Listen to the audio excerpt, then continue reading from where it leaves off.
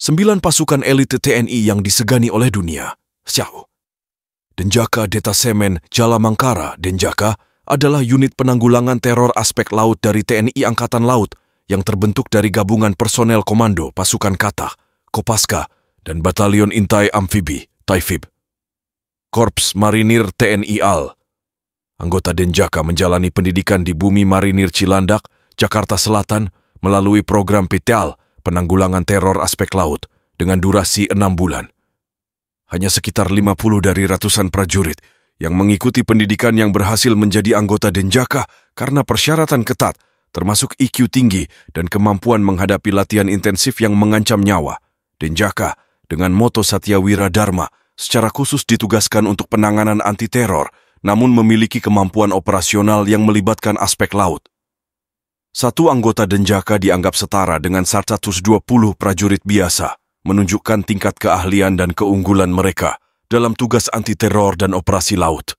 Batalion Intai Amfibi, Yontaifib, adalah unit elit Korps Marinir yang memiliki keahlian khusus dalam operasi pengintaian amfibi dan pengintaian khusus.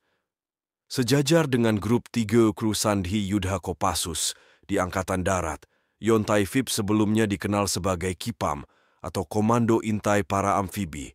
Anggota Yontaifib dipilih dari prajurit marinir yang memenuhi persyaratan mental, fisik, kesehatan, dan memiliki pengalaman dinas aktif minimal 2 tahun. Salah satu latihan yang dijalani oleh siswa pendidikan Intai Amfibi adalah berenang sejauh 3 km dengan tangan dan kaki terikat. Prajurit terbaik dari Yontaifib kemudian direkrut untuk bergabung dengan Detasemen Jalamangkara, Denjaka, pasukan elit TNI Angkatan Laut. Pasukan Katak, Kopaska, adalah unit khusus TNI Angkatan Laut yang didirikan pada 31 Maret 1962 oleh Presiden Soekarno untuk mendukung operasi militer di Irian Jaya. Saat ini, Kopaska terdiri dari 3 komando.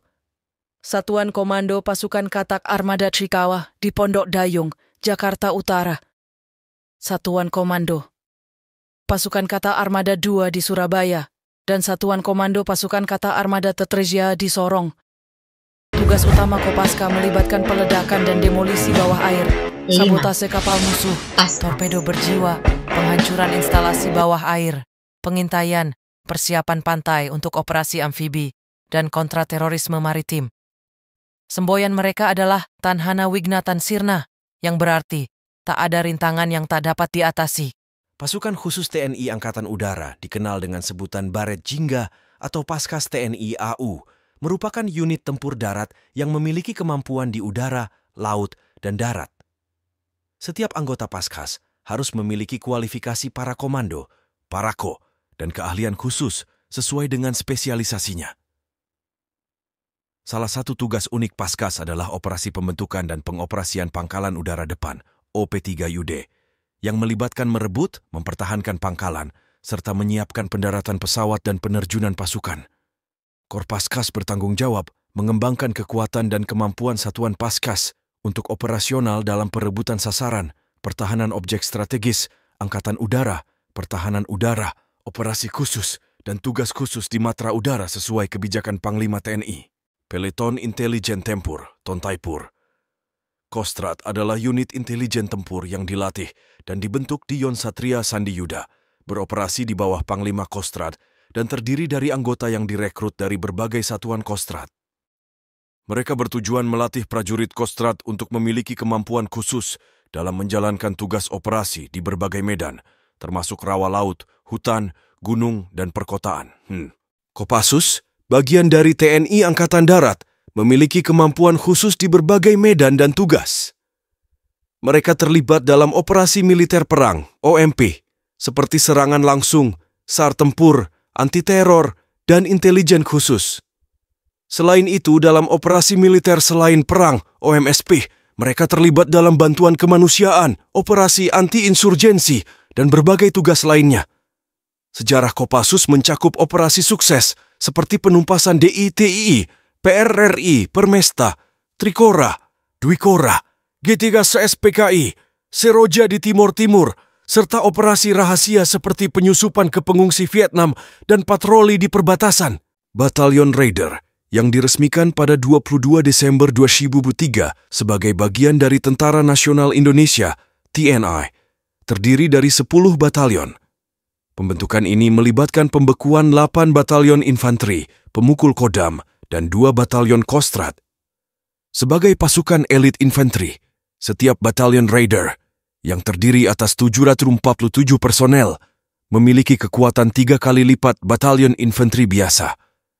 Mereka mendapat pelatihan khusus selama 6 bulan untuk perang modern, anti-gerilya, dan pertempuran berlarut.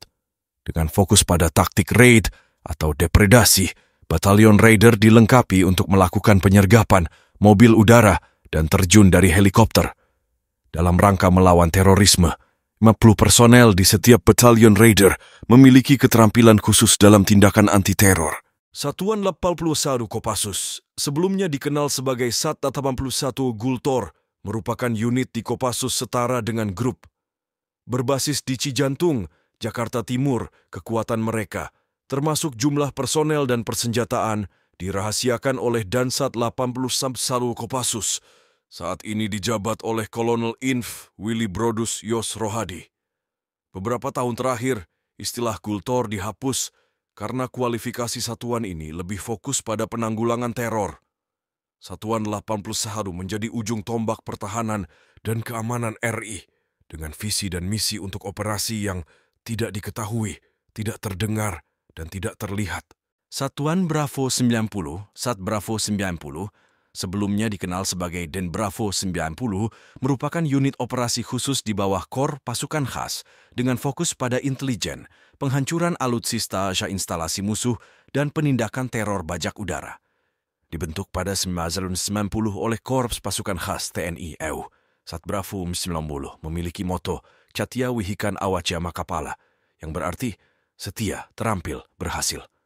Mereka menjadi bagian dari Pusat Pengendalian Krisis BNPT bersama dengan unit khusus lainnya, seperti Detasemen Khusus 81 TNI AD, Denjaka TNI AL, dan Resimen UI Gegana Korps Brimob Polri untuk menangani situasi terorisme seperti pembajakan pesawat,